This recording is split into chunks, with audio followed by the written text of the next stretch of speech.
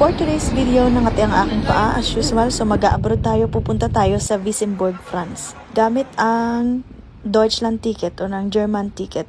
Ang Wissembourg ay nasa border lang ng France and Germany na pinag-agawan nila noon. Una sa France, tapos Germany, tapos nag-agawan ulit. And then 1944, naging sa France naman na ulit. So nasa around 1.5 hours ang biyahe from Mannheim. One day trip lang ito. At ayan, pagkadating namin, nag-lunch na kami agad. At tumikim kami ng kohol. Then after that, naglakad na kami sa old town nila. Ayan. Ito yung, tingnan mo, yung mga ginamit nila sa sinaunang panahon. Ang trip na ito ay budget travel lang naman as usual. Hindi mo naman kailangan gumastos talaga ng napakamahal para makapag-abroad, di ba? Salamat na lang talaga ako at ako'y napadpad sa Europe, lalo na nasa gitna yung Germany. Tapos sumakay na rin kami dito sa Le Petit Train. Ito yung small train na papunta naman sa Germany. O diba? Parang syunga lang. Pumunta ng France pero nag-tour papuntang Germany.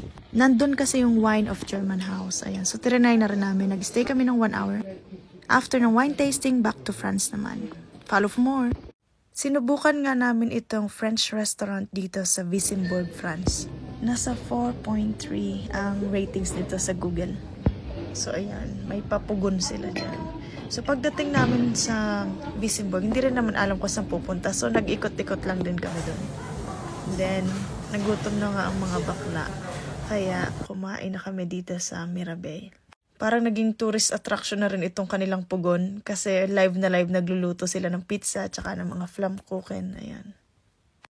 In fairness, maganda ang service at mabilis ang order. Ayan. At ito na nga agad ang order namin. Ayan, chicken na may potato at saka itong flammkuchen. At syempre ang suso at itong seafood plate.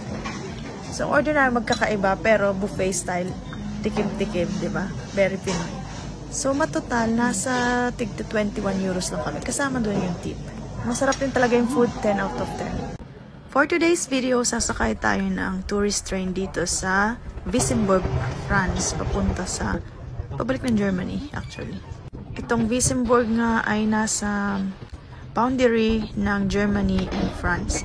Ayan. So, ito maraming mga taniman ng mga ubas. Ayan, nakuha na nila yun. Naputi na.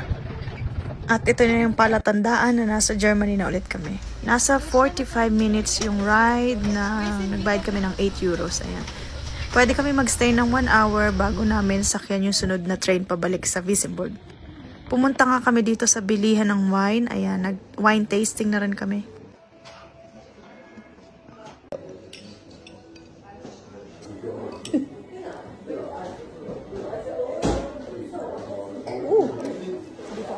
At bumili na rin ako ng souvenir na wine. Naka-sale kasi siya, so why not? Makalipas ang 1 oras, pag upo-upo, inom-inom ng wine, ayan. Sumakay na kami ulit pabalik ng Wissembourg. So, yung sakay pabalik, kasama na siya sa 8 euros. So, hindi na masama. Ayan, nakabalik na kami sa old town nila. And, ayun, isa sa mga way para makapag-relax dito. Hindi mo naman kailangan pumastos ng malaki. Meron ding travel audio yung train, so feel na feel mo ang pagiging turista. Thank you for watching and see you on my next travel vlog. Follow for more.